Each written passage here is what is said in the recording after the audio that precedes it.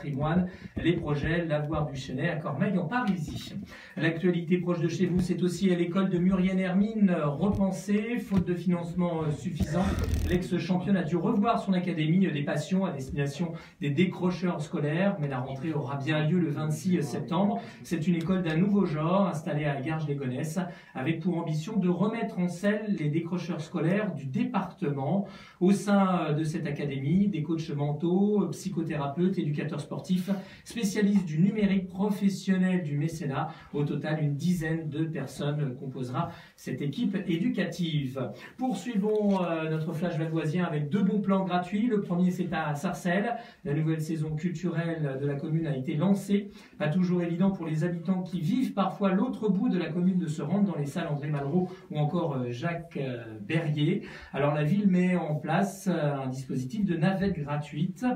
Pour bénéficier de ce service, il est nécessaire de s'inscrire et de réserver sa place pour chaque déplacement souhaité par navette auprès de la billetterie de l'Office culturel de la ville. Vous pouvez aussi les joindre au 01 34 38 20 51. Et pour refermer ce flash valdoisien, à Herblay aussi, c'est gratuit, des ateliers gratuits tous les mercredis jusqu'au 3 octobre. Jouer à Mario avec un clavier en pâte à modeler et ça vous tente. C'est ce que vous propose l'espace André Malraux. L'équipe du service propose aux jeunes de 11 à 17 ans une initiation à un dispositif intitulé Maquet, permettant de connecter des objets conducteurs à un ordinateur en faisant appel à l'électronique et l'informatique. Le kit trompe votre ordinateur en détournant des objets, lui faisant croire que presque tout est un clavier, juste en connectant quelques pinces crocodiles. Pour en savoir davantage sur l'événement, vous faites le 01 30 40 48 71. C'était votre flash valdoisien sur IDFM Radio Anguin. Je vous souhaite une excellente journée. Rendez-vous à 12h10 pour d'autres actualités proches de chez vous. En attendant, c'est Florence Sueur qui arrive avec l'émission Le Bar de l'économie. Christophe.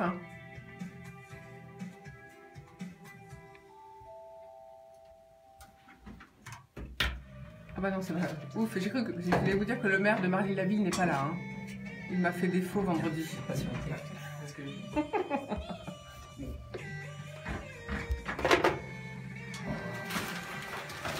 Les clés.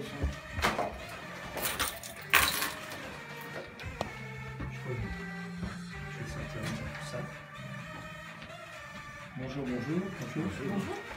Christophe, vos clés. J'arrive. D'accord.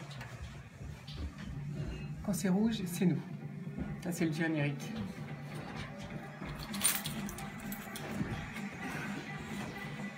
Ça va, Quentin? On s'est même pas dit bonjour. Bonjour tout le monde, bonjour à tous, bonjour à toutes. On est ravis de vous retrouver pour 90 minutes d'information. Toute l'équipe du bar de l'économie est en pleine forme. Quentin est avec moi à la technique. J'ai le plaisir de recevoir aujourd'hui Cécile Tricot. Bonjour. Bonjour. Vous êtes directrice générale France de Prologis depuis 2015, après avoir été chez JP Morgan, directrice de la partie immobilière France Benelux. Alors, Prologis est un investisseur spécialisé dans les entrepôts. Et notre métier, c'est justement de construire et de mettre à la location des entrepôts. À vos côtés, justement, Fabrice Pierga. Bonjour. Bonjour France. Vous êtes directeur général France et Iberia d'Exertis. Donc spécialiste, alors lui, des produits high-tech que vous distribuez. Et vous avez décidé justement de louer votre entrepôt qui vient juste de s'installer à Marly-la-Ville auprès de Prologis. Voilà pourquoi vous êtes ensemble tous les deux ce matin. Auparavant, vous étiez directeur chez CPM France. Vous nous expliquerez d'ailleurs tout à l'heure que fait CPM parce que c'est très intéressant. Alors tout d'abord, comme d'habitude, eh bien, c'est l'info à retenir, l'info du jour que nous allons commenter tous les trois, tous ensemble ce matin. Et puis, bien sûr, comme d'habitude, on est lundi, c'est le débrief du week-end en ce qui concerne le sport. Bruno est avec nous. Bonjour Bruno. Bonjour Florence, bonjour à toutes et à tous. Oui, c'était la fête hier pour deux athlètes en particulier. Tout d'abord, pour Clarisse Abdegnenou, la française du club de Champigny, a réussi un formidable exploit en devenant championne du monde de judo pour la troisième fois. Hier à Bakou, la française de 25 ans a en effet remporté le titre dans la catégorie des moins de 63 kilos en battant la japonaise Tashiro. Un exploit avec un grand E pour cette explosive jeune femme qui s'installe désormais parmi les grandes judokas françaises. Elle fait En fait, elle fait du bien cette victoire car l'absence de l'immense Teddy Riner, en cette absence, le judo français redoutait ces championnats du monde et craignait de revenir avec aucun titre mondial. Eh bien donc, Clarisse est arrivée à temps pour rassurer tout le monde. Et puis, c'était la fête aussi pour Gilles Simon.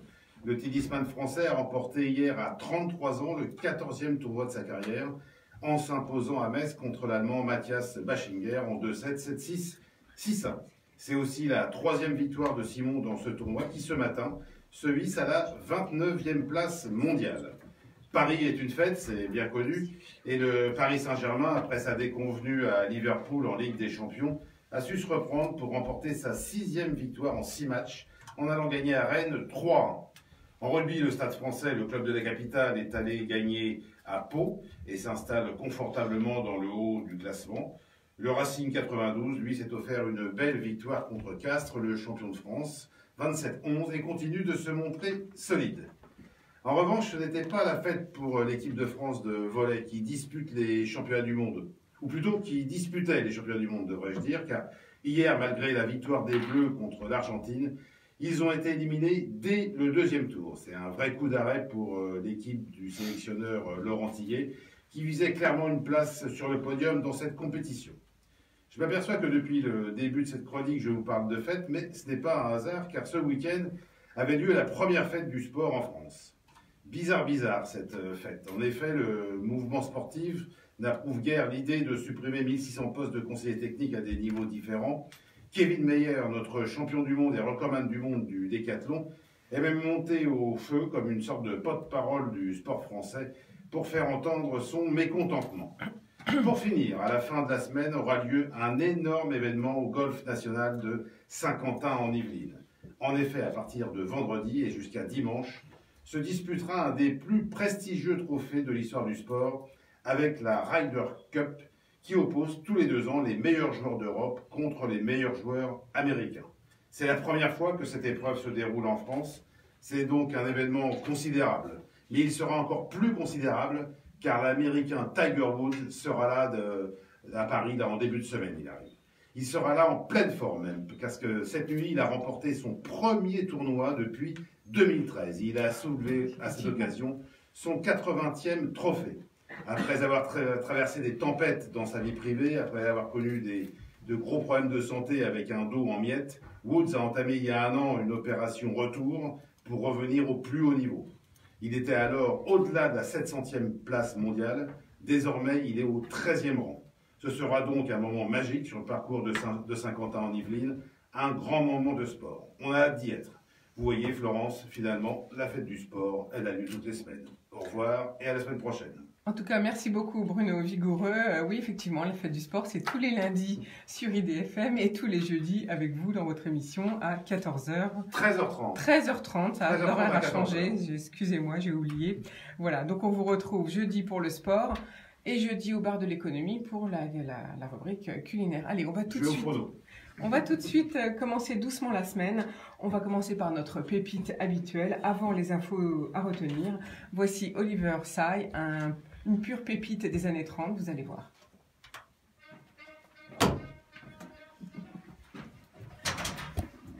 Alors, si vous voulez entendre la musique, vous êtes obligé de mettre le casque. Ah non, pas du tout, non. Non, c'est son vrai nom. Non. Ça vous va comme un gant, en fait. Tant mieux. On va faire ça à le mou. Ah, ça c'est sûr. Au revoir. Au revoir. Est-ce que c'était juin l'inauguration des locaux? Ouais, c'est ça? Ouais, juin. Parce que j'avais préparé mon dossier, je l'ai oublié. Ouais. Donc, Le 19 juin. enfin, la date, je n'ai pas donné la date exacte. Heureusement que j'ai une bonne mémoire, parce que j'ai des matins comme ça. C'est chaud. Alors, vous êtes filmé en direct, en vidéo via Facebook. C'est pour ça qu'on je baisse les musiques. D'habitude, on mettait les musiques assez fort, enfin assez fort pour que vous puissiez les entendre. Mais on a reçu des remarques par les maisons de disques, parce qu'en fait, on paye des droits d'auteur. Mais il y a des droits d'auteur différents quand c'est sur le net que quand c'est le classique. Alors comme, Vous avez un hashtag pour l'émission, pour la radio? Non, moi je suis pas sur Twitter. Non. Moi, je fais déjà Facebook et LinkedIn. C'est ce que j'ai Et je trouve que déjà, ça suffit. Parce que déjà, ça me prend un temps fou. Donc, Je me suis mis à Instagram depuis une semaine. ah oui? Et alors, vous postez des photos? Parce que Facebook, je l'utilise surtout pour poster des photos, finalement Instagram. Oui, c'est mieux Instagram pour poster. Oui, pour poster des photos. Ouais. Mais on peut mettre du texte, plein de choses. Alors, on peut mettre plein de choses sur Instagram. Il y a des gens qui font toute leur communication Ouais, j'ai sur vu, Instagram, mais c'est pas très institutionnel, quoi, on va Non. dire. Moi, sur mon Facebook. Oui, Ouais. c'est le. LinkedIn, c'est pro, Facebook, c'est perso. Oui, bah, je fais pareil. Oui, voilà, c'est ça. Moi, Insta, comme je c'est vais une émission un regarder peu aussi sur Instagram. spécialisée, moi, je me suis mis sur Bien LinkedIn. sûr. Ouais. Et j'ai plein de gens qui me contactent d'ailleurs. Mhm. C'est très intéressant. J'ai des gens que je ne connais pas qui demandent à recevoir à chaque fois que je poste quelque chose, donc c'est bien. Du coup, J'ai pas essayé Instagram, je trouve que ça prend tellement de temps déjà de faire tout ça. Et comme ici on manque de 29, parce qu'on manque de budget, bien Oui, c'est ça, entendu. si vous êtes tous ici. Donc si je fais... Si vous faites Facebook, IDFM, IDFM. Radio Anguin. Non, je suis plutôt... Voilà, je vais le faire plutôt sur LinkedIn, en fait. Je peux pas piquer le titre, vous en avez besoin. Voilà. Non, non, vous pouvez le prendre. Il y a une autre chaise sinon haute là-bas, il faut la récupérer. Qu'est-ce qu'on fait là, Attention, dans 15 le secondes, on coach en reprend. com, Je fais quelque chose, Marion moi Hein Je fais quelque chose Attention, attention, sur on reprend. LinkedIn. Sur LinkedIn, Oui. oui, vous pouvez annoncer que vous êtes à l'antenne. On a déjà annoncé. Ah bon. Et je publierai après.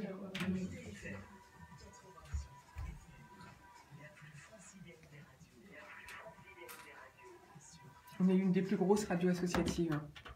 Nous voici de retour au bar de l'économie sur IDFM avec mes deux invités du jour qui sont Cécile Tricot, directrice générale France de Prologis, et Fabrice Piergat, directeur général France et Iberia d'Exertis. Vous saurez tout à l'heure sur ces deux entreprises parce que tout d'abord, eh bien comme tous les jours, c'est l'info à retenir. Alors, certains m'ont demandé pourquoi l'automne ne tombe-t-il toujours pas le 21 septembre, ni le printemps un 21 mars. Donc du coup, aujourd'hui, dans les infos, j'ai choisi de vous expliquer pourquoi l'automne, c'était hier, le 23 septembre.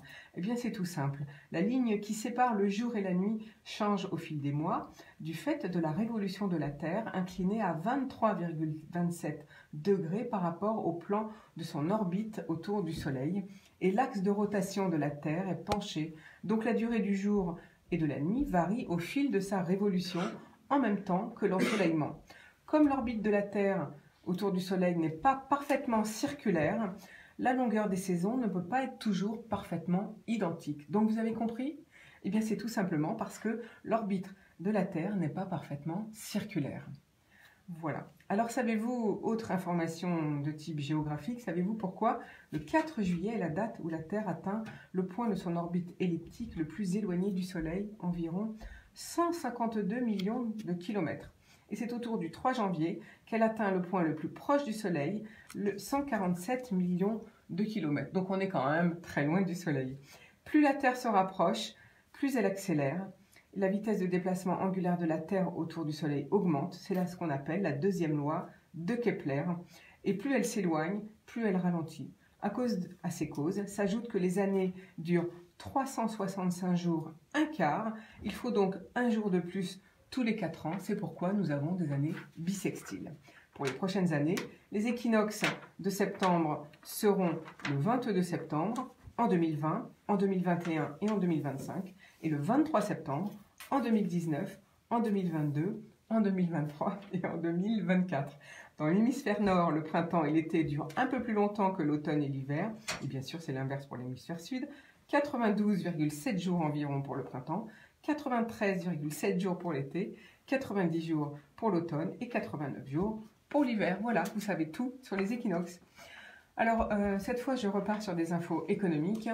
Un rendez-vous très intéressant ce jeudi, le 27 septembre à Enghien-les-Bains. C'est The Entrepreneur, la finale qui est en public. 23 candidats ont été présélectionnés parmi 126 projets découverts.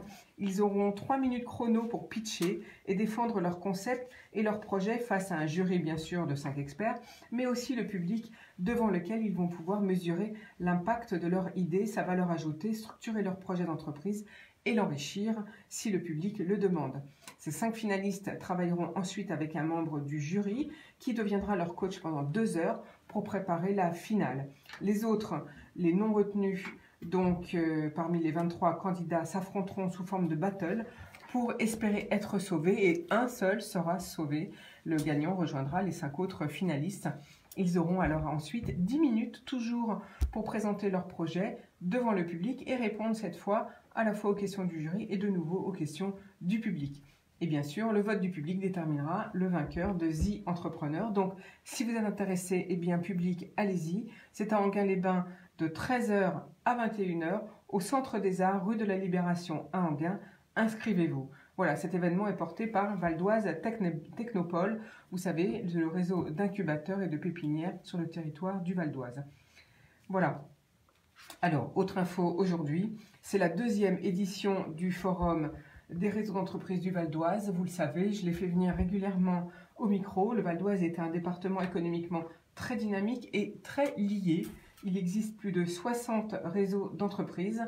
Et donc, si vous êtes dirigeant et cadre d'entreprise, ce rendez-vous de 17h à 20h le 1er octobre, notez-le, c'est au Centre départemental de formation et d'animation sportive, 64 rue de Bouquinville à Aubonne. C'est gratuit. Allez-y, car vous pourrez échanger lors du cocktail avec d'autres, cette fois des champions du monde. Brigitte Dédier, 3 fois championne du monde de judo, directrice de la Ryder Cup 2018 dont Bruno Vigoureux vous parlait juste en introduction. Et puis il y aura aussi Marvin Garin et Kenji Grillon qui sont des champions du monde de karatéka. Vous pourrez donc découvrir les clubs et les réseaux d'entreprises implantés dans le Val d'Oise, plus de 60, car ils facilitent les échanges entre les acteurs du développement économique et local. Ce n'est pas moi qui vous le dis, ce sont les entreprises qui viennent à ce micro. Voilà, je rappelle, c'est de 17h à 20h au Centre départemental de formation et d'animation sportive, 64 rue des Bouquinville à Aubonne. Autre info du jour qu'il fallait retenir, eh bien c'est Cergy-Pontoise qui muscle son territoire pour devenir une destination sport et loisirs.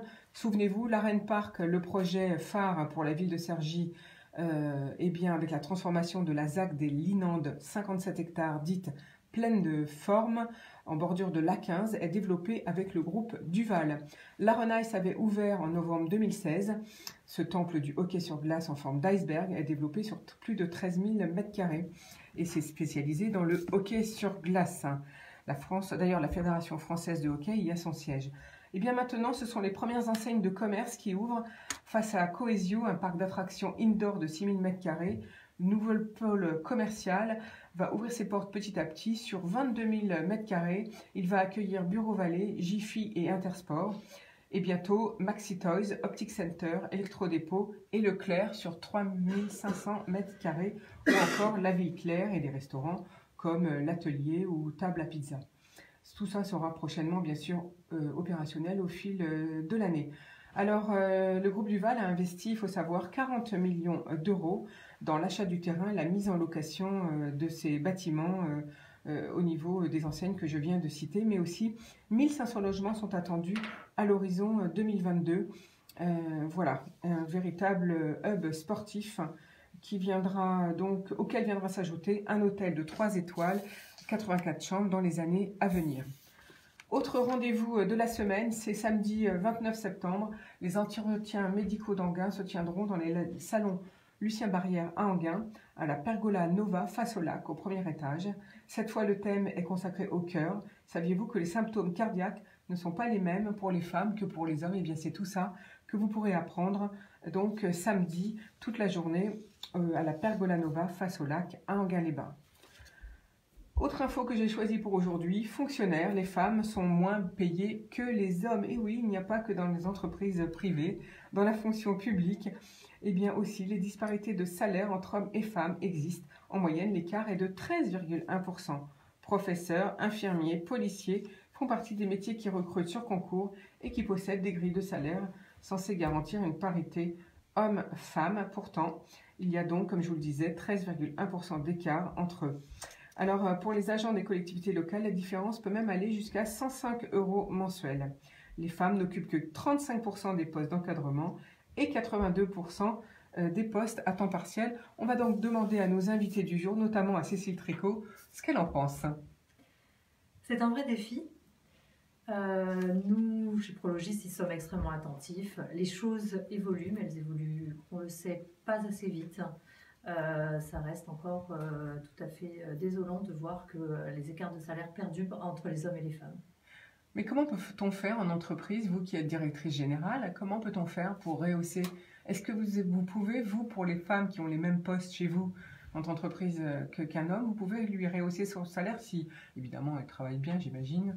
Est-ce qu'on peut? Absolument. On a tout à fait la latitude d'évaluer les salaires. On a une démarche non seulement au niveau de la France chez Prologis, mais également globale au niveau mondial, de vérifier en fait quelles sont les grilles de salaire et de s'assurer de cette égalité. Naturellement, elle se fait au fur et à mesure. Mais on a tout à fait la possibilité de revoir en fonction des profils, des postes et des qualifications, les grilles de salaire. Mais alors, par contre, pour vous, en tant que dirigeante, c'est pas facile on ne peut pas connaître le salaire d'un homme au même poste. Est-ce que vous avez la possibilité de demander à votre big boss combien il payait? Je vais lui poser la question en rentrant. Voilà.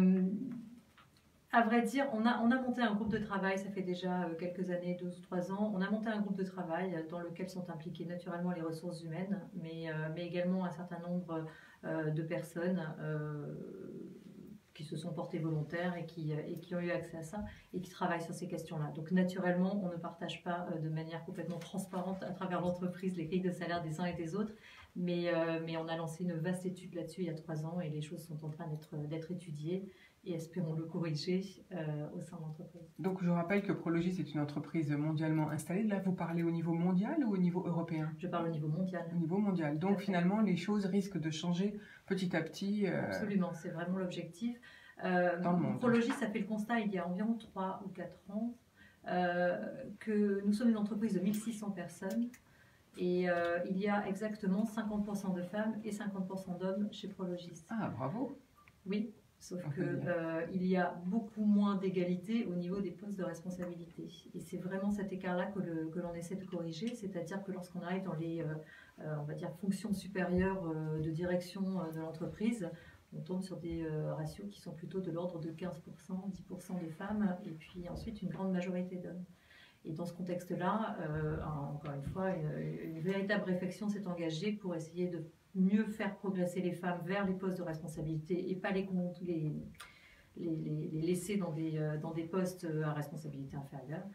Et naturellement, cet effort-là passe aussi par l'augmentation des salaires et par la juste rémunération, notamment des femmes. Alors, on va demander à Fabrice Pierga comment ça se passe chez Exertis. Alors, Exertis, il faut dire que c'est une entreprise dédiée à plutôt de l'informatique high-tech. Est-ce qu'il y a beaucoup de femmes dans l'informatique high-tech? En tout cas, dans la distribution, puisque vous distribuez des produits. Exactement. Donc, c'est vrai qu'il y a beaucoup de femmes. Après, ça reste très typé en fonction des services. C'est vrai qu'au stock, il y a peu de femmes. Il y en a plus à la comptabilité ou à la communication. Mais au global, on est aussi sur des ratios assez équivalents, hommes-femmes, sur l'ensemble de l'entreprise en France, qui compte à peu près 200 salariés. Et puis, j'espère en tous les cas, avec la DRH d'Exertis, Béatrice, que c'est un non-sujet dans le sens où quand on travaille au quotidien, qu'on soit homme ou femme, que ça soit pas un sujet. D'ailleurs, quand j'ai rejoint l'entreprise, on a signé la charte de la diversité qui va dans ce sens et qui dépasse le côté homme-femme, mais pour aborder tous les enjeux de diversité de l'entreprise avec sa dimension sociétale. Alors, quand vous avez des offres d'emploi à pourvoir, vous recevez autant de candidatures hommes que de candidatures femmes ou plus de candidatures hommes compte tenu de votre métier, de votre cœur de métier? Ça reste très typé quand même par rapport aux fonctions, et encore une fois, c'est pas une grille de lecture linéaire en fait. Ou à la limite, là où moi j'en ferai une grille de lecture, c'est quand justement ça devient trop typé, mono-homme ou mono-femme, où il faut essayer à valeur égale qu'il y ait cette mixité, les groupes fonctionnent mieux ainsi. Bien sûr. Merci pour vos commentaires à tous les deux. Allez, je termine l'info avec le montant annoncé de la baisse d'impôts, que s'apprête à accorder le gouvernement dans le budget 2019. Mais là, les calculs ne sont pas tout à fait les mêmes. Le gouvernement a envie d'annoncer 6 milliards d'euros, mais selon l'Observatoire français des conjonctures économiques, en fait, ce ne serait que 3,5 milliards d'euros. Alors, comment peut-on annoncer 6 milliards d'euros? Eh bien, c'est simple. Le gouvernement indique la baisse pour les ménages, eh bien, c'est la taxe d'habitation, 3,8 milliards d'euros en moins. Elle concerne 80% des Français, les ménages les moins aisés. La suppression des cotisations salariales pour les actifs, 4,4 milliards d'euros. Le geste sur la CSG pour 300 000 retraités, souvenez-vous, il est tombé vendredi, je vous l'ai annoncé, ce serait 300 millions d'euros. Et puis l'exonération de cotisations pour les heures supplémentaires, ce serait 600 millions d'euros.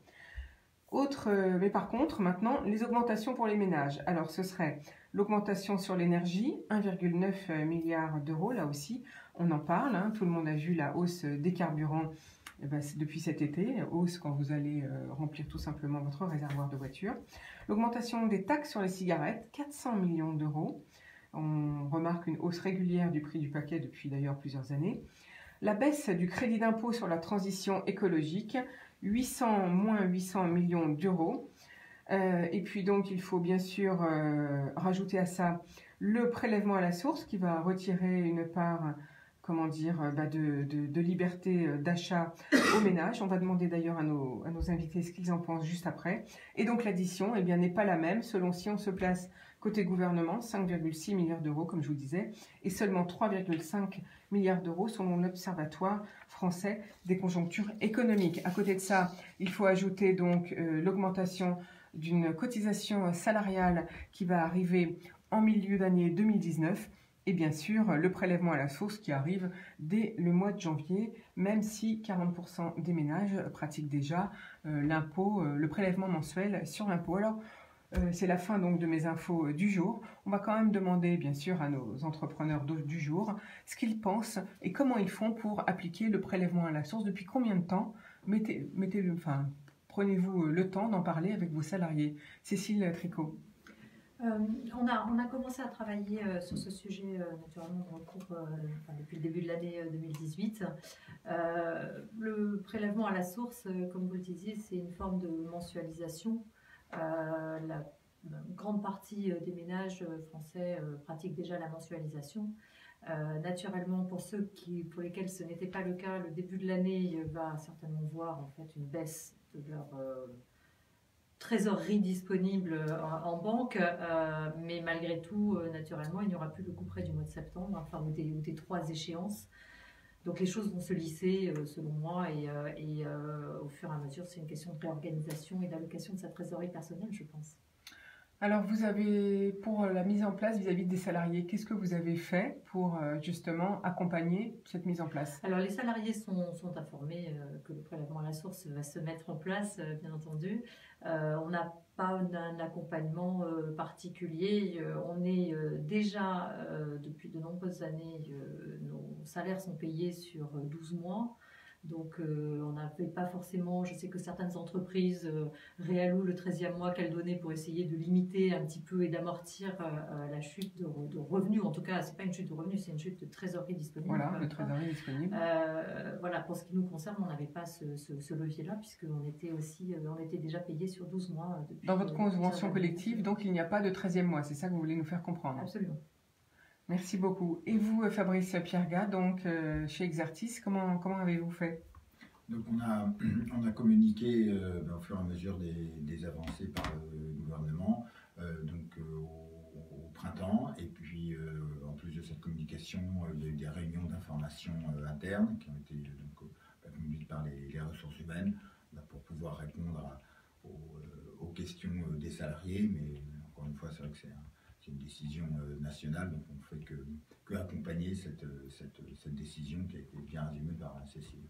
Et donc, les salariés posent beaucoup de questions finalement? Non, dans l'ensemble, non? Non, on a eu peu de retours parce que c'est bien communiqué de façon un peu globale. Voilà, sans doute qu'en janvier, il va y avoir des questions. Et bon, pour l'instant, il n'y a pas eu de points marquants. Et vous, votre convention collective, elle vous fait rémunérer des salaires sur 12 mois ou sur 13 mois? 12 mois aussi. Sur 12 mois aussi.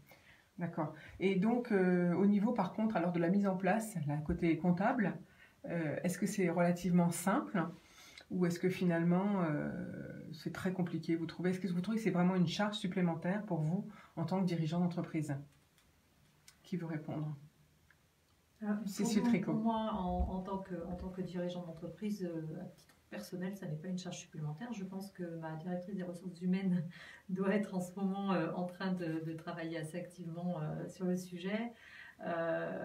Nous sommes une entreprise internationale. Alors certes, ce sujet-là ne s'appliquera qu'à la France, mais on a quand même beaucoup de relais et on a une structure qui permet en fait d'avoir, voilà, on a la chance de pouvoir travailler de manière, enfin en synergie sur ces questions-là. Donc elle n'est pas toute seule. Elle n'est pas toute seule pour gérer ces sujets-là. Mais sinon, ce serait une grosse charge si elle était toute seule, j'imagine. C'est une charge parce que ça nécessite de réorganiser la manière dont les choses sont calculées. Et puis comme chacun d'entre nous n'auront pas le même taux, elle va être obligée de prendre en compte tous ces éléments-là. Et donc, elle a des échanges avec, naturellement, le service des impôts à ce sujet. Et pour vous, Fabrice Pierga, comment ça se passe au niveau donc comptabilité? C'est donc une charge ou bien vous aussi êtes-vous épaulé finalement? Oui, on est épaulé parce qu'on a un service paye donc, et RH qui, pour eux, c'est sûr que c'est plus de travail, de compréhension, d'accompagnement. Et aussi, comme on appartient à un groupe international, on peut échanger avec nos autres filiales si on a un point technique, et on a un doute sur ce qui a été fait. Donc ça facilite le fait d'être dans une entreprise internationale, c'est ça que vous voulez nous dire ce matin? Un moment pour échanger, quand on a des filiales en France et qu'on appartient à un même groupe, de pouvoir échanger sur des problématiques communes, c'est le partage de meilleures pratiques. Comme on dit, c'est un très bon moyen d'avancer. Merci Fabrice Pierga. Je vous propose de faire une pause musicale. On va partir écouter YouTube avec leur dernier titre qui s'appelle Save is bigger than anything. Non, c'est Love. Et donc c'est mal écrit, je comprends rien moi. C'est YouTube. Mais... Oui, c'est YouTube, j'ai dit. Ça j'ai dit, ça je connais. Mais ce qu'on va faire, c'est que maintenant je vais vous écrire. Enfin, vous allez me les donner à l'avance, parce que c'est vrai que c'est sinon après. Vous préférez que je vous les donne à l'avance? Ouais. Finalement, qu'on revienne à l'ancienne pratique. Vous savez, par jour, vous mettez un dossier. Oui. Et que vous mettez 5 titres dedans. Vous préférez que je fasse ça? Ouais, c'est mieux. Ah bon? Bah là. Moi, je pensais que vous étiez content de choisir. Des fois, en plus, selon les invités, des fois, vous avez la liste au dernier moment, machin et tout. Mais ça me dérange pas. Après, moi, je dois l'écrire. Après, vous n'arrivez pas tout le temps à lire, machin et tout. Donc, c'est un peu le. C'est pas super. Enfin, on peut faire mieux, quoi. Genre, je pense que c'est mieux si. Ah, c'est mieux la pratique comme je faisais avant. Bon, je pensais que imposer les titres, c'était pas bien pour vous. Moi, je me suis dit, ça vous ferait plaisir de choisir. Imposer par rapport à la liste qu'il y a déjà. Oui. Pas aller chercher sur internet quand même. Non, bien sûr. Oui, enfin, ça va revenir, hein, parce que ça manque de nouveautés dans le truc.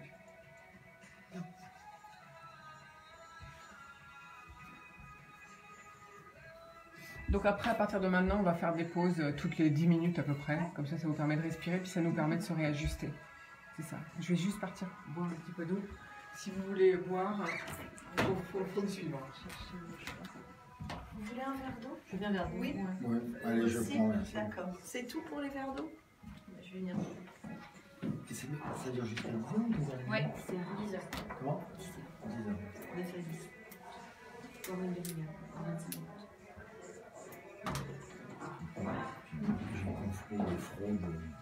Il faut pas 10 heures, sortir. Donc, si vous voulez boire, il faut sortir. Voilà. C'est la nuit.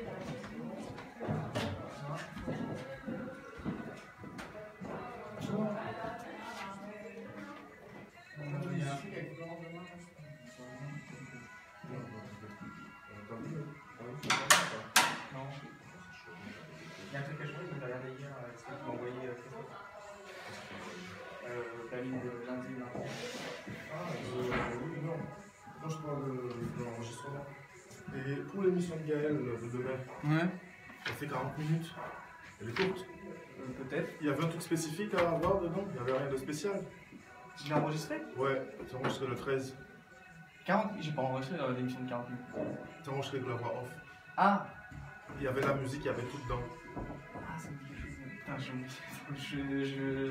m'en rappelle. Bon, je vais monter. Attends, c'est quoi le nom de l'émission? Formé Santé. Ça part A. Mais non, j'ai tout enregistré. C'était sur. Non, avec C'est le Brune là. Ouais. Bah, j'ai tout enregistré. Ben non. Oui, t'as tout enregistré, mais que la voix off. Ok. Parce qu'il y avait la musique à mettre, parce qu'il n'y avait, il y avait rien en PAD. On en parle après, j'ai plus de 20 secondes. D'ailleurs, ils sont où là? Et Florence, ouais, on va reprendre. Je l'ai monté.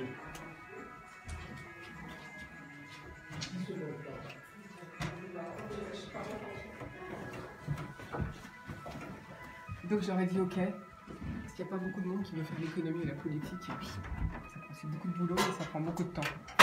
Donc, moi je suis une passionnée d'économie, j'adore toutes les nouveautés, j'adore l'actualité, donc j'adore les nouvelles produits, les nouvelles technologies.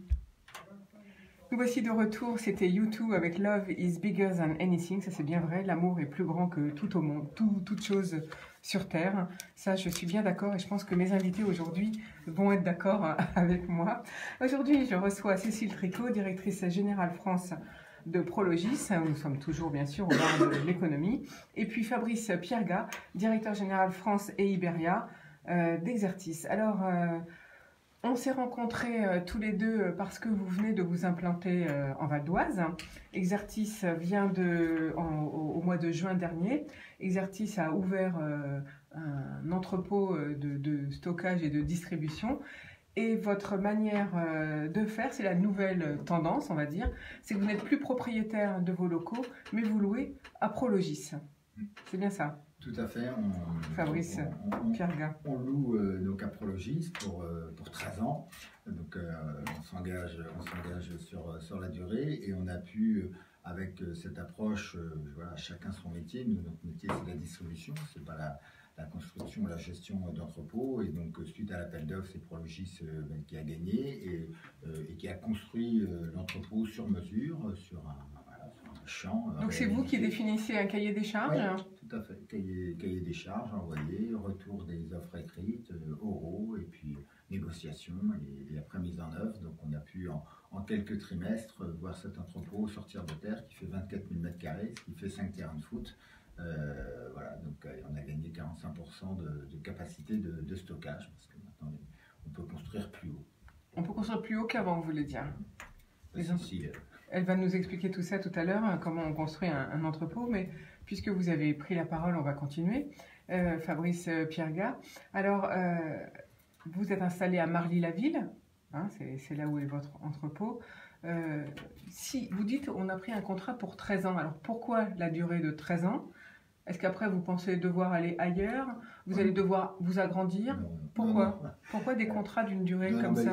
Parce qu'en fait le premier c'est du 3-6-9, donc en fait et le premier fait 3 ans et demi, voilà pour après, donc c'est un peu le maximum qu'on peut faire au départ, mais en effet l'idée c'est d'être là pour des décennies. Donc c'est un contrat qui est en fait renouvelable comme tout contrat immobilier finalement, voilà. Ça revient au même. On en reparlera dans 11 ans. Dans 11 ans, vous reviendrez me voir au micro, oui, peut-être si je suis encore là. Fabrice Pierga, qui est Exertis? Donc Exertis, c'est la marque du groupe DCC pour toute la distribution de produits électroniques grand public. Et donc on distribue des marques comme Microsoft, Logitech, Sonos, Thomson, Xiaomi. Donc on distribue 150 marques, 7000 références, d'où le besoin d'entrepôt, auprès de milliers de clients qui vont d'Amazon, Carrefour, Casino, qui sont encore pour l'instant séparés, mais également Leclerc, Boulanger et tous les magasins indépendants, voilà, Orange, Micromania. Voilà, donc on distribue ces milliers de produits et on touche plus de 10 000 points de vente. Alors vous venez d'annoncer Carrefour, Casino, vous avez dit encore séparés, oui, parce que ce matin, ça fait la une de certains journaux économiques. On dit que Carrefour aurait souhaité mettre la main sur Casino. Et puis que certains fonds d'investissement font jouer le yo-yo au cours de bourse de Casino pour justement mettre la main sur toujours Casino. Donc là, du coup, les dés sont lancés, mais du coup, ils sont stoppés. Donc il va falloir maintenant attendre 6 mois avant de voir s'il y a un repreneur ou pas, parce que telles sont les lois de la bourse et de l'investissement, enfin de l'autorité financière de la bourse. Donc, ce n'est que dans 6 mois, on verra qui va finalement racheter Casino. C'est ça que vous voulez dire, Fabrice Pierga? Alors, le point derrière, c'est que la distribution, quand même, après ne pas avoir bougé pendant des décennies, bouge plus vite. sans doute poussé par Amazon, poussé par le retail, parce que nous, donc on travaille avec Cdiscount, LDLC, Route du Commerce. Voilà, donc le e-commerce a une croissance supérieure au commerce traditionnel, mais qui reste le plus important. Donc on a vu Fnac Darty se rapprocher, donc après des alliances entre Google et Carrefour, entre Amazon et Monoprix, voilà, donc ça, les cartes bougent, et puis c'est sûr que ça va amener, ça va continuer, ça peut être aussi au niveau européen, on parle de rapprochement avec Mediamart, Walmart aussi, donc est toujours très, très présent. Et voilà, ça créera des opportunités, forcément des obligations à un moment d'initiative stratégique, et donc à un moment de création d'innovation et de meilleurs services pour le consommateur. Alors, vous avez choisi de vous installer en Val d'Oise. Expliquez-nous un petit peu pourquoi, comment la démarche s'est faite. Donc, nous, on était avant à Roissy pour la partie entrepôt, donc on souhaitait, et ça on a vraiment travaillé, Prologis nous y a aidé, c'était dans le cahier des charges. Donc l'idée c'était de trouver le meilleur endroit proche de Roissy pour garder nos équipes logistiques et également bureaux. Il y avait toute la partie finance comptabilité qui restait accolée donc à l'entrepôt. Donc quel était le meilleur endroit? Donc voilà, ça fait 15 km, et puis on est au bord de l'Ain, dans une zone aussi où il y a d'autres entrepôts, donc ça reste central. Et puis on a pu aussi changer de bassin d'emploi, parce que à Roissy, il y a une pression sur ces métiers très forte, et voilà, Exertis par rapport à FedEx ou Charles ou aux aéroports, on est un peu plus petit, donc voilà, Marly-la-Ville, il y a un côté plus provincial, plus campagnard, un petit peu, mais qui nous allait très bien, et qui nous permet aussi d'avoir une très belle vue de l'entrepôt, et de pouvoir aller, pour ceux qui veulent, à des pauses, prendre l'air des champs. C'est plus facile de recruter lorsqu'on est plus du côté de Marly-la-Ville, il y a moins de concurrence? En fin d'année, oui, il y a des zones, de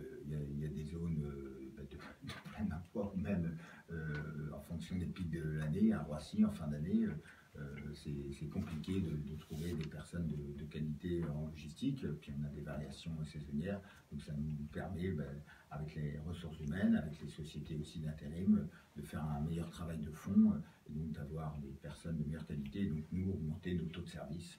À un moment, c'est les hommes à tous les niveaux, avec un grand H, qui font la différence. Merci Fabrice Pierga pour ces explications. Je vous propose une nouvelle pause musicale avec Ariana Grande, No Tears Left to Cry. D'accord, oui. Donc c'est plus facile pour trouver, parce que vous utilisez beaucoup d'intérimaires, à cause des pics, de quoi? C'est pour les cadeaux, parce que... Pourquoi il y a... Non, parce que dans le high-tech, vous avez la rentrée du classe, vous avez Black Friday... on va en reparler, d'accord. Ah oui, d'accord. Ah oui, le mois de novembre est 2 fois plus gros que le mois de février, qui sont les 2 mois de stage. D'accord. Février, c'est le creux, parce que c'est le moment où on paye nos impôts, peut-être, jusqu'à présent. C'est plus lié à la saisonnalité, entre guillemets, en termes de temps fort. Oui, en fait, novembre permet de préparer Noël. Et après, du coup, il y a moins de temps fort, entre guillemets, en février. Donc, vous utilisez pas exclusivement des intérimaires, quand même? Non. Parce que moi, celui qui m'a fait visiter l'entrepôt... même on utilise moins, d'ailleurs, les intérimaires. Et donc, même l'emploi, on nous permet aussi de... Parce qu'on a mais après, il y a des intérimaires qui rejoignent l'entreprise. On a beaucoup à faire de l'intégration. Donc, on commence préparateur, on finit chef d'équipe, on commence commercial sédentaire, on finit chef des ventes. Il y a une forte progression dans la carrière. Et puis après, quand vous avez fait quelques années chez Exertis, vous pouvez trouver un job chez Exertis ou bien à l'extérieur. Les marques, les cartes de visite, c'est une bonne carte de visite. C'est un métier dur dans le sens où on y retourne tous les jours, c'est le commerce. Oui, c'est sûr. Donc les marques nous ship nos talents, mais c'est très bien parce qu'après ça devient nos interlocuteurs. Donc, ah oui, d'accord. C'est pas mal ça. On ne sait pas beaucoup, mais la logistique, c'est un secteur qui est extrêmement créateur d'emplois. Les offres, le nombre d'offres d'emploi a doublé sur les 2 dernières années, en fait. Pas le nombre d'emplois en lui-même, mais le nombre d'offres, en fait, c'est énorme, en fait. puis ça s'est bien professionnalisé. Oui, les outils, on est de plus en plus avec des tout à fait, outils à absolument. tous les Oui, bien niveaux. sûr, mais c'est Oui, mais ça, on va en parler aussi. Ouais. Mais j'aimerais bien que Cécile Tricot prenne également la parole. Mais vous avez le droit de lui poser des questions, hein, si vous voulez. Vous avez le droit d'interagir. Hein. Avec Fabrice? Oui. Si vous voulez, vous me faites juste un petit signe que je puisse annoncer votre prénom et votre nom. Et vice-versa, quand elle va parler, vous avez le droit d'interagir. Au contraire, même, c'est mieux. Ça passe vite. Oui, ça passe vite. Ah oui, hein. ça passe Non, non, vite. mais c'est-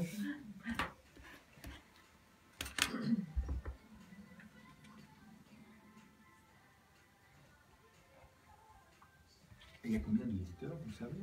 On a à peu près 100 000 auditeurs. D'accord. On reste une grosse radio régionale, mais toutes les radios régionales ont monté de 1 ou 2 points l'année dernière. D'accord. Nous, on est une radio qui est très connue. On a 35 ans. C'était le début. On reprend là, c'est ça? Dans 10 minutes. 10 secondes. D'accord.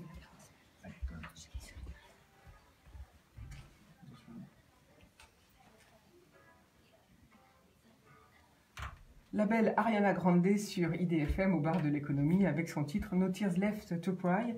Mes invités du jour sont Cécile Tricot, directrice générale France de Prologis, et Fabrice Pierga, directeur général France et Iberia d'Exertis. Alors, nous étions juste avant la pause en train de parler du management d'une entreprise de logistique, donc d'Exertis, et de ses produits. Alors, on parlait notamment des salariés. Est-ce que c'était facile ou pas de trouver des salariés?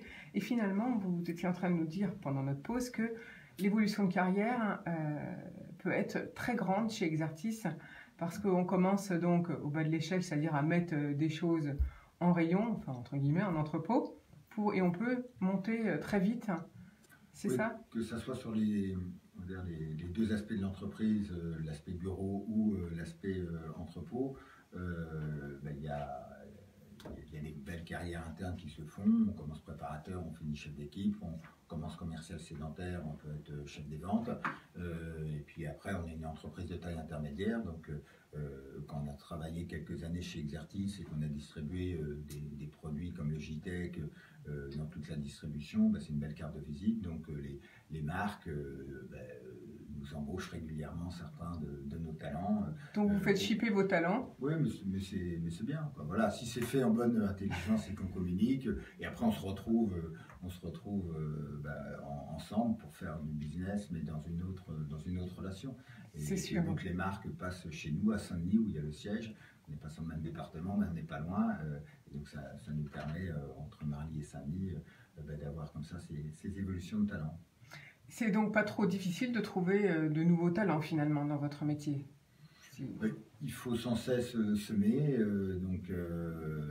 et puis être à la veille, en interne, en externe. On travaille des évaluations annuelles, les revues d'équipe, les besoins anticipés pour pouvoir bien travailler. En plus, avec notre saisonnalité, l'entreprise peut varier de quelques dizaines de personnes, donc il faut bien anticiper ça. Alors, côté produit, vous disiez que vous venez de dire donc justement que c'est une saisonnalité, c'est-à-dire, expliquez-nous un petit peu comment marchent les produits high-tech. Alors, donc, dans l'high-tech, on a 4 grands pôles.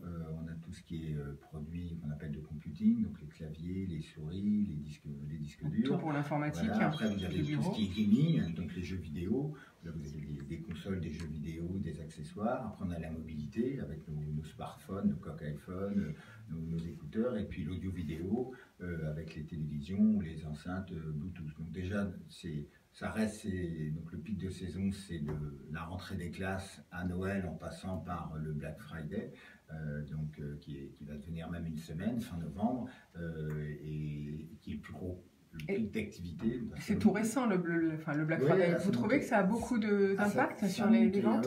Énormément. Et l'année dernière, pour la première fois, le Black Friday, en termes de pic de vente, est passé devant Noël. Donc voilà, peut-être que la mode tombera, mais pour l'instant, le Black Friday est un pic supérieur à Noël pour nous. Donc le mois de novembre est 2 fois plus fort que le mois de février chez Exertis. Ce qui veut dire qu'en fait, on fait peut-être ces cadeaux de Noël au mois de novembre parce qu'on profite des bonnes affaires. Voilà, peut-être dans le high-tech. Après, le chocolat, il faudra attendre un peu. Non, mais ça, c'est pas possible pour les produits frais. Donc, effectivement. Et qu'est-ce qu'on achète? Combien de temps dure un produit? Comment on gère au niveau de l'entrepôt un produit? Tous nos produits, il n'y a pas de date. Il y a quelques produits high-tech comme des cartouches qui ont des dates limites, des dates de péremption comme des yaourts, mais ce n'est pas le cas pour nous. Donc voilà, ce qu'il faut, c'est bien gérer les stocks en fonction des besoins et puis régulièrement faire des promotions pour que notre stock d'IAG s'écoule. Alors d'IAG, on devient AG, un produit high-tech, en combien de temps? Pour nous, en 3 mois. En 3 mois, tout simplement. Voilà. Donc un produit dure 3 mois et après... faut le vendre après, parce que il est considéré comme trop vieux. Ça fonctionne quand même beaucoup à une actualité trimestrielle. Donc voilà, même s'il y a des produits qui durent plus, 1 an, voilà, mais ça dépend aussi des segments. Ce qui veut dire qu'au niveau de la rotation de l'entrepôt, c'est une manière de gérer autrement, si c'est des stocks qui tournent très très vite finalement. Enfin, pour nous, 3 mois, ça nous paraît très vite. L'enjeu de la réception est tout aussi important que l'enjeu de l'expédition. C'est sûr que l'expédition est particulièrement choyée parce que ça arrive chez nos clients, mais parfois on reçoit des produits qui doivent repartir très vite, qui ne passent même pas dans l'entrepôt, qui passent du quai des réceptions à la quai des expéditions. Voilà, donc en fonction des timings d'approvisionnement et puis de la complexité des réceptions, parce que parfois c'est des camions entiers. Alors dans ce cas-là, des robots qui gèrent tout seul l'entrepôt, c'est utile ou c'est inutile dans votre métier? Alors nous, dans notre métier, c'est pas adapté, parce que quand on gère à la fois des coques iPhone et des télévisions, les robots, ça fonctionne assez bien quand vous avez des produits très standardisés. Et donc nous, c'est pour ça que les grandes marques et la distribution nous utilisent, c'est qu'on a cette capacité, cette souplesse logistique, où on peut envoyer juste une clé USB ou 12 palettes d'un volant de jeux vidéo. Tout simplement, d'accord. Donc en fait, la taille des produits, finalement, importe s'il s'agit d'un automate ou d'une personne, et puis la fragilité aussi, je suppose.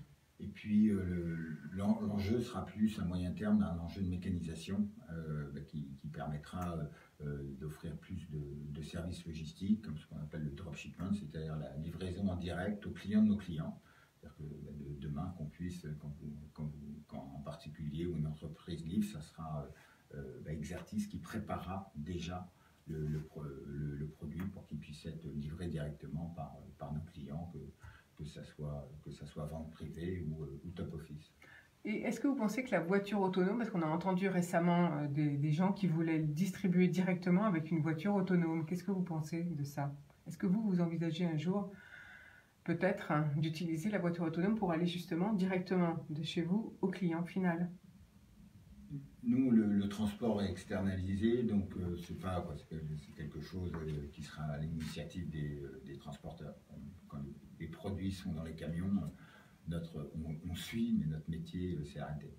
D'accord, donc vous, en fait, vous avez décidé que votre métier, c'était donc juste de gérer l'intérieur de l'entrepôt jusqu'à la livraison du client.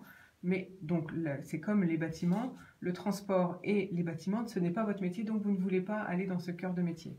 Tout à fait, et après on fait plein d'autres choses, parce qu'on est une entreprise, donc on stocke, on est grossiste, distributeur, mais également importateur, et donc on apporte toute une palette de services auprès des marques et des clients, comme les réseaux sociaux, on a nos événements pour faire connaître les produits, on a des forces de vente qui visitent les points de vente, voilà, donc c'est plutôt sur cette partie de services à valeur ajoutée pour nos clients et nos marques que nos efforts vont.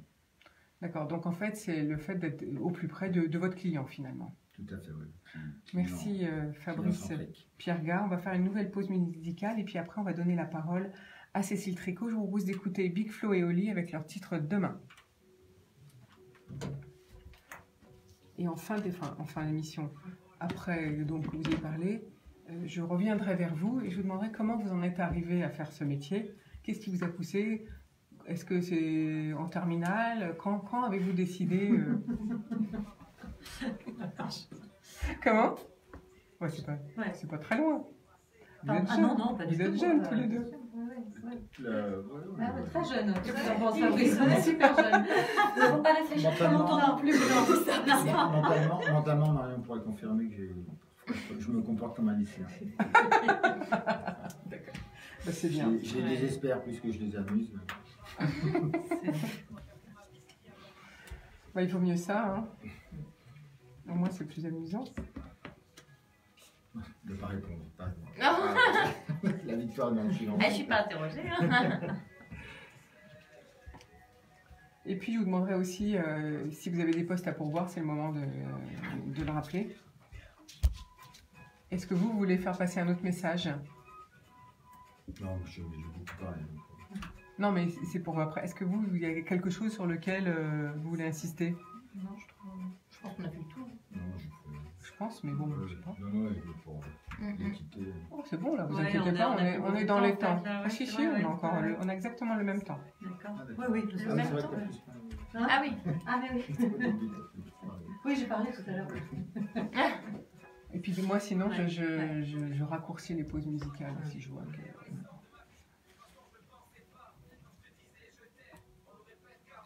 C'est bon là, Quentin, on reprend? Vous voulez on peut laisser comme vous. Enfin, vous Ça fait combien de temps là? Il reste 2 minutes. Non, mais ça fait combien de temps qu'il est passé? 1 minute 30. C'est tout? Oui. Non, faut aller au moins jusqu'à 2 minutes, parce que sinon c'est pas beau. Mais 3 minutes c'est trop long. L'auditeur n'a pas le temps de chavaner. Non, c'est parce que je ne veux pas qu'il... Demain, Je suis là demain. À 14h, il y a quelque chose de... Oui, on reçoit l'un des plus grands peintres, je reçois l'un des plus grands peintres français qui va exposer au Grand Palais, c'est Claude Verlinde.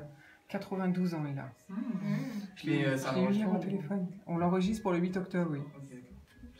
Et puis avec, il y aura Dominique Roland, le directeur de la culture d'Anguin-les-Bains. Donc aujourd'hui, j'ai beaucoup de boulot, il faut que je prépare 2 émissions d'un coup, celle du matin et celle de l'après-midi. Celle d'après-midi, bah oui. Oui, parce qu'alors avec le peintre, là, il faut que je sois partout. Donc en plus... Parce qu'il est tellement bavard qu'il faut... il va falloir le condenser. J'ai déjà eu au téléphone. Samedi. Si, on y va. Les 2 jeunes Big Flo et Oli avec leur titre Demain, c'était donc bien sûr au bar de l'économie sur IDFM. Alors je suis avec Fabrice Piergat d'Exertis et puis Cécile Tricot, directrice générale de Prolo France, de Prologis. Alors Cécile Tricot, comment on en vient pour une femme à travailler eh bien dans un domaine quand même à la base exclusivement masculin, les entrepôts? En fait, depuis le début de ma carrière, moi je suis ingénieure et depuis le début de ma carrière, je n'ai travaillé que dans l'immobilier. Donc j'ai travaillé dans l'immobilier de bureau, dans l'immobilier des centres commerciaux et puis il y a 3 ans, Prologis m'a fait l'honneur de me proposer ce poste de directrice générale France. Voilà, c'était un challenge très intéressant, notamment parce que je ne connaissais pas les entrepôts. C'est un métier ou un domaine d'activité qui est certainement moins glamour que l'hôtellerie ou le centre commercial, mais qui est en fait extrêmement intéressant. Et en tant qu'ingénieur, c'est un métier très technique, très innovant, sur lequel il y a énormément à faire en termes d'environnement, de recherche, de nouveaux produits. Fabrice s'en souvient peut-être, mais la première fois qu'on s'est rencontrés, lorsqu'on a répondu à l'appel d'offres, on lui a naturellement présenté ce qu'on savait faire en termes d'entrepôt, sur lesquels on est extrêmement performant, mais sur lesquels on a quand même aussi beaucoup de concurrence. Il y a d'autres personnes qui savent très bien construire des entrepôts et les gérer. Nous, on lui a aussi présenté un outil de gestion qui lui permettait de gérer au plus près le comportement de son immeuble, le comportement énergétique, le comportement en termes d'éclairage, d'isolation, de calcul des comportements en termes de température, etc. Et je crois que c'est un petit peu ce qui a fait qu'entre autres, on a porté le morceau. Donc c'est en fait un métier qui peut paraître un petit peu... voilà, un peu austère, etc. C'est un métier extrêmement passionnant sur lequel on est très très inventif. Oui, alors justement, on va revenir sur tous les points techniques que vous avez cités de l'entrepôt, mais d'abord, citez-nous un petit peu Prologis, c'est une entreprise mondiale? Alors c'est une entreprise mondiale, son siège est à San Francisco. J'ai la chance d'aller à San Francisco tous les 2 ans, et pour cette raison-là, c'est extrêmement agréable de travailler chez Prologis. Donc le siège est à San Francisco, le siège opérationnel est à Denver, dans le Colorado. On gère dans le monde 70 millions de mètres carrés d'entrepôts, 3 millions ou quasiment 3 millions en France. C'est énorme. Fabrice parlait tout à l'heure en nombre de terrains de foot. Nous, notre patrimoine en France, ça représente 450 à 500 terrains de foot, donc c'est colossal en fait. Voilà. C'est une entreprise, donc vraiment notre métier, c'est de mettre à disposition de nos clients donc les murs et les équipements internes d'un entrepôt. Nos clients, c'est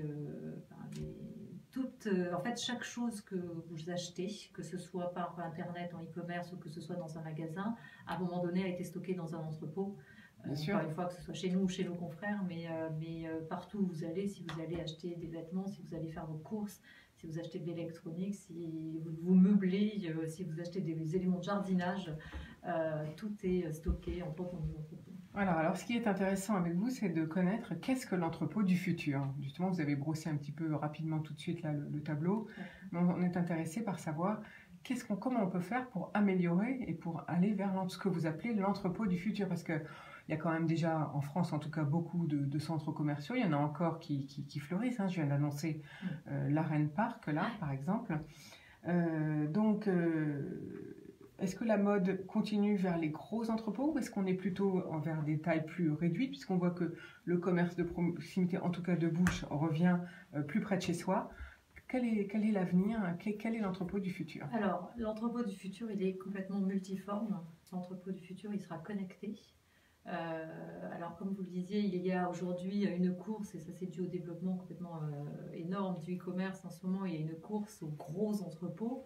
Mais ces énormes entrepôts de plusieurs dizaines de milliers de mètres carrés vont être situés naturellement en dehors des centres urbains et donc il faut des relais. Donc en fait aujourd'hui ce qui se transforme c'est le maillage, c'est-à-dire qu'en fait on a les plus gros entrepôts à l'extérieur des centres urbains et puis des entrepôts un peu plus petits, un peu plus près de la périphérie et puis jusqu'à un certain nombre d'entrepôts de taille plus petite de l'ordre de 4-5 000 mètres carrés à l'intérieur des villes. Les centres commerciaux continuent à se développer naturellement, le e-commerce également, et les entrepôts, on est très chanceux parce qu'en fait, on sert à la fois les centres commerciaux et à la fois le e-commerce. Donc ça veut dire que tant que la consommation croît, tant que les besoins en biens de consommation continuent à croître, ça nécessite des entrepôts. Un point qui est intéressant, c'est qu'un entrepôt pour le e-commerce, par exemple, fonctionne de manière très différente d'un entrepôt pour servir un centre commercial. Pour servir un centre commercial, je vais prendre l'exemple des vêtements.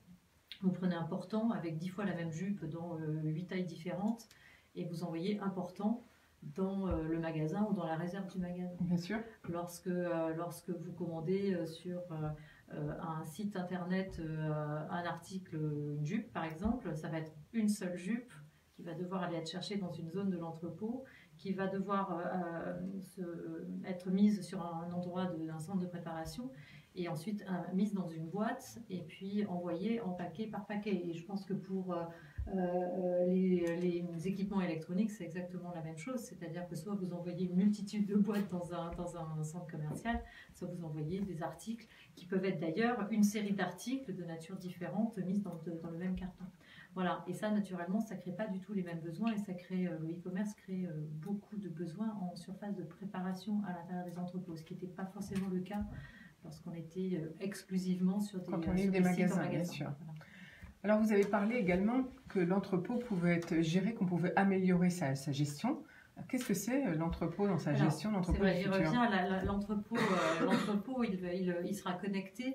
Aujourd'hui, les entrepôts, ils sont mieux isolés. Donc on a énormément travaillé sur tout ce qui est isolation, ce qu'on appelle les sandwichs de façade et sur les matériaux d'isolation. Oui, parce que c'est très haut un entrepôt en fait, donc pour les salariés il fait très froid souvent. Alors il fait froid si on ne le chauffe pas, mais les entrepôts sont chauffés. En fait ça va dépendre des clients, certains d'entre eux.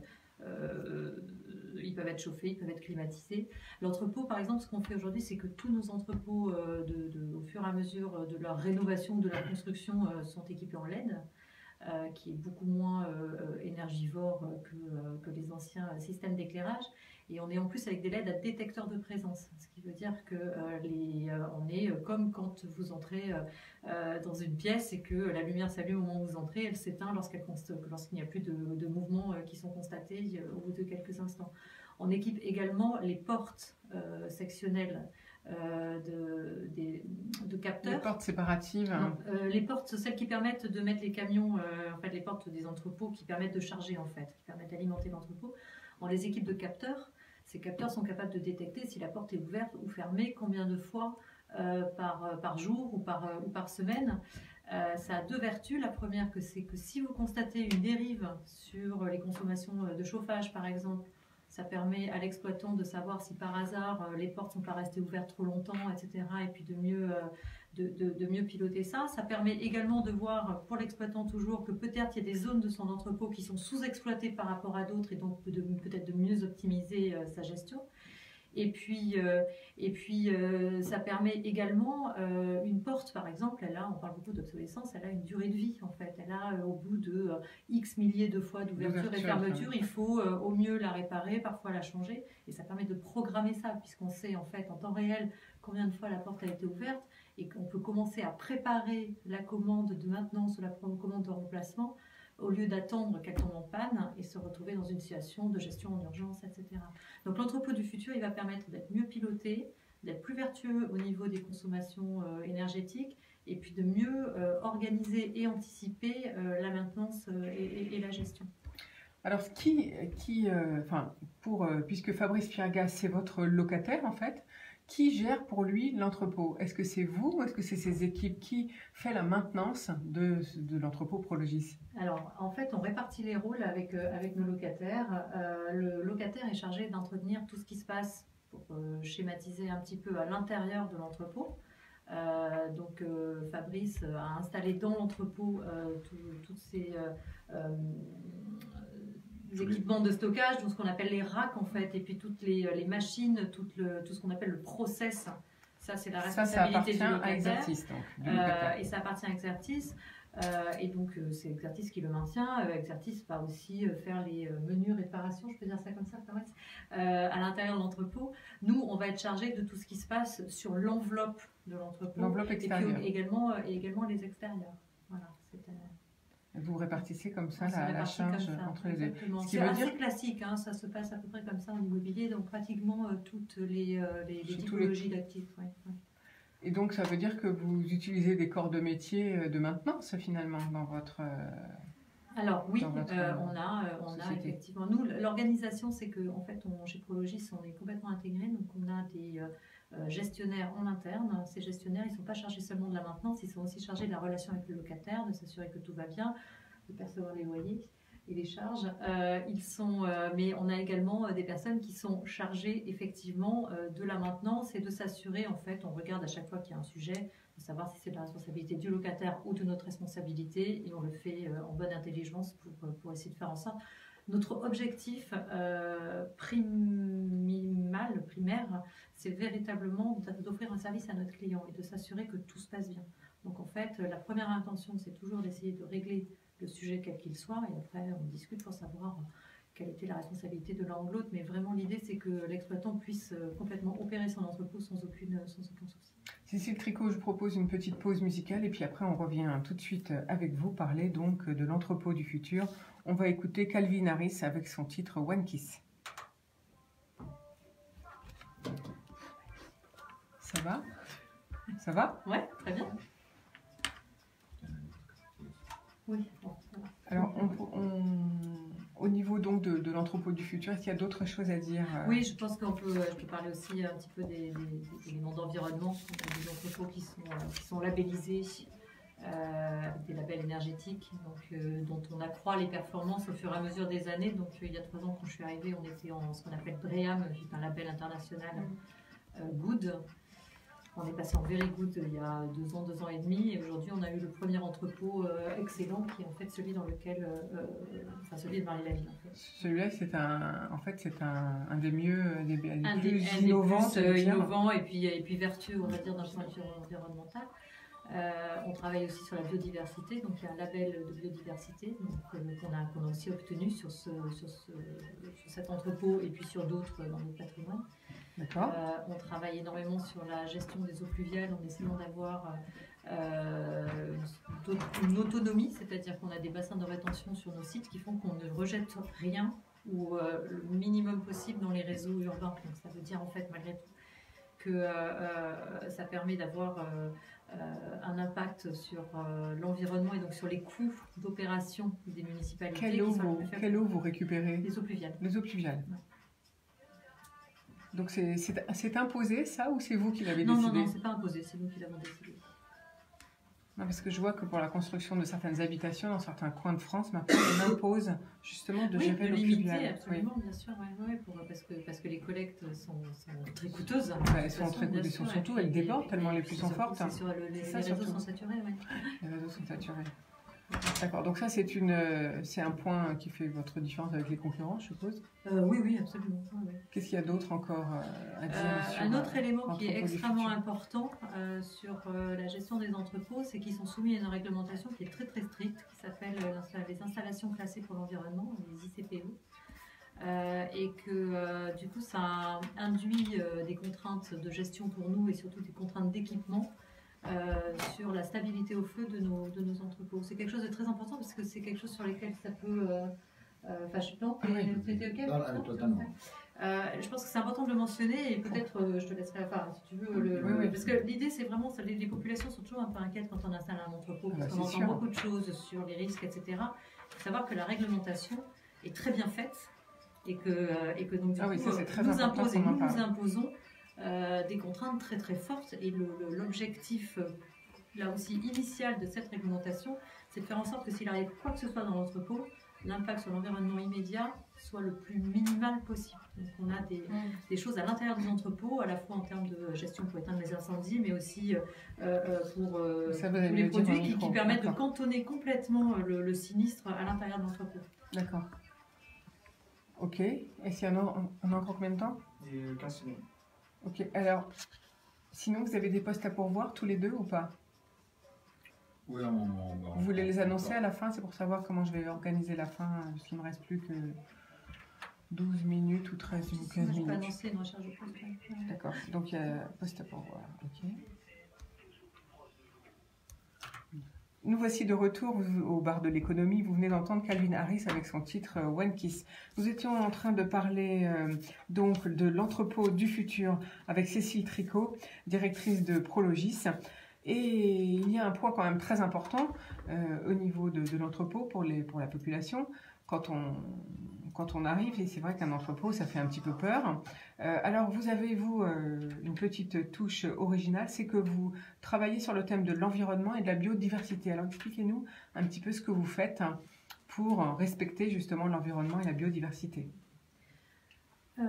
En fait, tous nos entrepôts aujourd'hui, et on parlait de l'entrepôt du futur à l'instant, on a énormément travaillé sur l'impact de nos entrepôts sur l'environnement. Donc en fait, aujourd'hui, nos entrepôts sont beaucoup mieux isolés que par le passé. Ils sont beaucoup plus vertueux en termes d'éclairage, de façon à justement minimiser l'impact énergétique. Les bâtiments sont labellisés. Donc, en fait, il y a des labels en immobilier. L'un d'entre eux s'appelle le BREEAM. Alors, c'est un label anglo-saxon, donc c'est un nom à consonance anglo-saxonne. Lorsque je suis arrivée il y a 3 ans, nos entrepôts étaient labellisés BREEAM Good. Aujourd'hui, tous ceux que l'on construit sont labellisés BREEAM Very Good. Et on a un entrepôt, celui qui est loué aujourd'hui par Exertis à Marly-la-Ville, qui bénéficie, c'est notre premier, qui bénéficie d'un label excellent. Donc ça veut dire en fait que son impact sur l'environnement est minimisé autant que faire se peut, là encore, de façon à ce qu'il soit quasiment autonome en énergie. Oui, et puis en plus parce que aussi vous avez décidé de vous occuper de la gestion des eaux pluviales. Voilà, alors en fait aujourd'hui, un des éléments sur lesquels on a travaillé, c'est effectivement de stocker sur site les eaux pluviales. Donc on a des bassins de rétention. On a un objectif de rejeter 0 eau pluviale dans les réseaux collecteurs. On n'est pas loin de 0. Parfois on rejette un petit peu et ça dépend en fait naturellement de la quantité d'eau qui tombe, je veux dire du ciel. Mais on a vraiment des entrepôts qui sont quasiment autonomes dans la gestion des eaux. Est-ce que vous réutilisez l'eau pluviale pour d'autres choses? Non, on la réutilise pas vraiment. On l'utilise pour tout ce qui est paysagisme du site, mais on peut l'utiliser également dans les réseaux pour éteindre les incendies, etc. Mais fort heureusement, ça arrive très très peu souvent que c'est pas. Alors il y a une règle. Fabrice. De cette différence, parce qu'il a fait chaud cet été, et entre notre ancien entrepôt et le nouveau, il y a plusieurs degrés de différence, donc ce qui est majeur, parce que c'est vrai que il faut que l'été il fasse pas trop chaud, que l'hiver il fasse pas trop froid. On n'a pas encore passé l'hiver. Dans tous les cas, on a pu apprécier la différence grâce à ces. Donc déjà, vous n'avez pas eu trop chaud, c'est ça que vous voulez dire. Ouais, grâce à ce nouvel entrepôt, cette année, vous n'avez pas souffert des fortes chaleurs du mois de juillet. Les fortes chaleurs étaient partout, mais en tout cas, la différence entre les deux entrepôts était notable dans plusieurs degrés. Oui, parce qu'en plus, vous, avec des produits high-tech, c'est obligatoire de maintenir une température à peu près... Bon, on a peu de contraintes sur ce sujet, c'est plus pour les équipes. Plus pour les équipes. Pour les équipes. Alors, il y a une réglementation qui est très dure, j'allais dire, pour l'entrepôt, c'est la réglementation qui classe l'environnement. Oui, c'est la réglementation des installations classées pour l'environnement, elle est dure. Mais c'est heureux parce qu'en fait, elle nous protège. Elle détermine pour chacun des entrepôts et puis aussi pour chacune des typologies de produits que l'on stocke, elle détermine des règles qui sont très contraignantes, auxquelles nous, en tant que bailleurs et puis nos locataires, nous nous astreignons.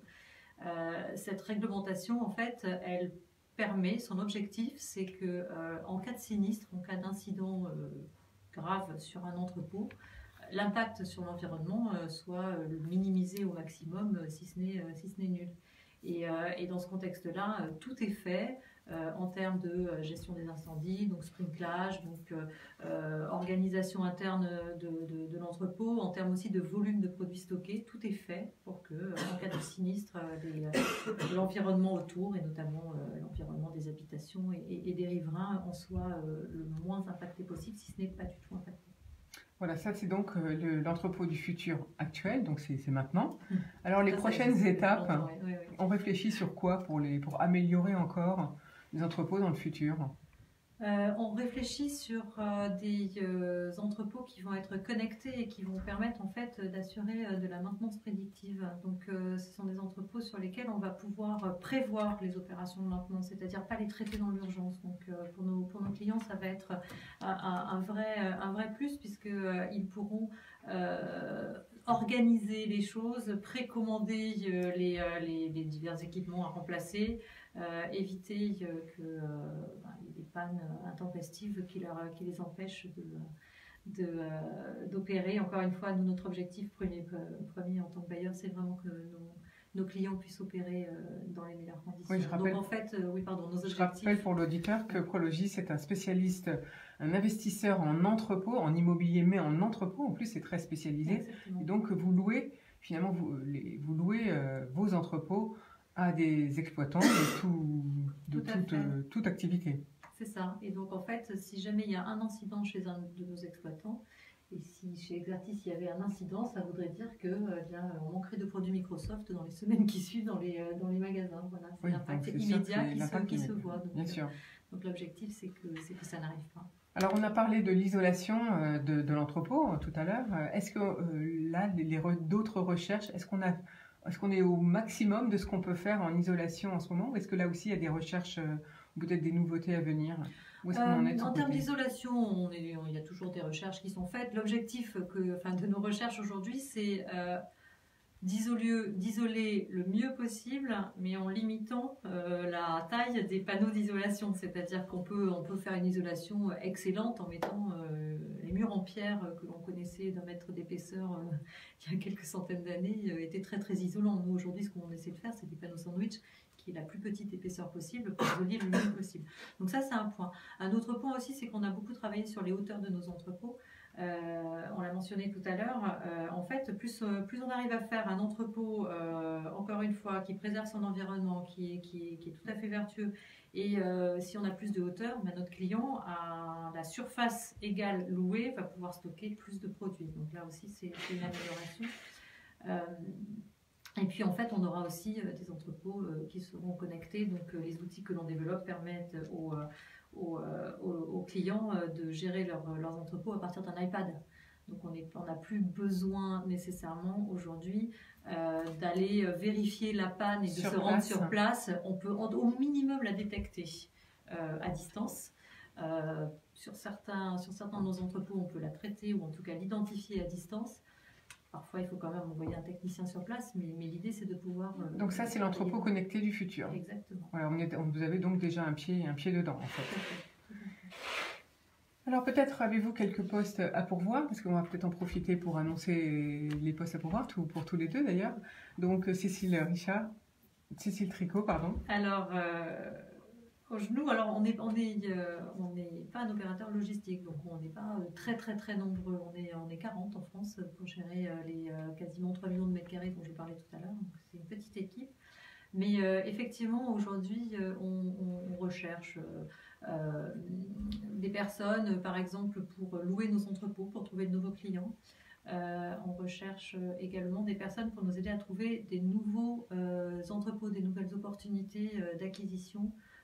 De terrain. Pour faire des gens du terrain et pour aller effectivement démarcher les municipalités, les communes, les propriétaires qui seraient prêts à nous vendre des produits. Voilà, donc vous avez entendu un appel à tous ceux qui veulent vendre des terrains ou qui veulent exploiter. Si vous avez des envies, contactez donc Prologis. Alors vous êtes installé où ? Alors nous sommes installés avenue Hoche dans le 8e arrondissement à Paris. Voilà, donc il faut vous contacter directement là-bas. Alors chez Exertis, est-ce qu'il y a quelques postes à pourvoir? Est-ce que vous recherchez? Est-ce qu'on fait un appel à quelques postes? Parce que vous disiez de temps en temps... Oui, c'est récurrent. Donc on est une entreprise de 200 personnes, avec 100 personnes à Marly-la-Ville et une centaine à Saint-Denis, où vous avez le siège. Donc on est amené à recruter sans cesse dans des postes de logistique et des postes de commerce, donc des postes de commerciaux, et également dans le domaine de l'informatique, des systèmes d'information. On recrute par exemple un développeur en ce moment parce que notre métier fait appel de plus en plus à des outils. Des outils numériques. On les développe en interne ou on les achète aussi à l'externe. Alors justement, Fabrice Pierga, vous êtes donc chez Exertis depuis quelques années, mais avant vous étiez chez CPM France, un spécialiste du commerce, on va dire. Alors comment vous est venue l'idée, en quelques minutes, parce qu'il ne nous reste plus que 4 minutes d'antenne, comment vous est venue l'idée d'aller directement dans l'action commerciale finalement? C'est dès la terminale, vous saviez ce que vous vouliez faire?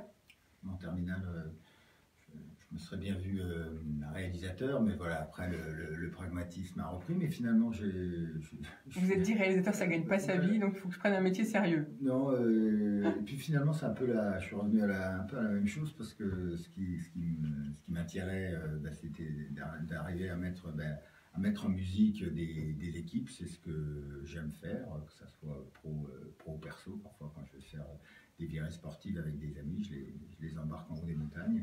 Donc de pouvoir constituer et animer des équipes est un grand plaisir depuis longtemps. Donc c'est comme ça. Après c'est une rencontre d'hommes. Quand je suis sorti de mon école de commerce, il y avait plusieurs jobs qui se proposaient, mais qui étaient finalement tous soit dans des produits, soit dans la distribution, soit dans le service.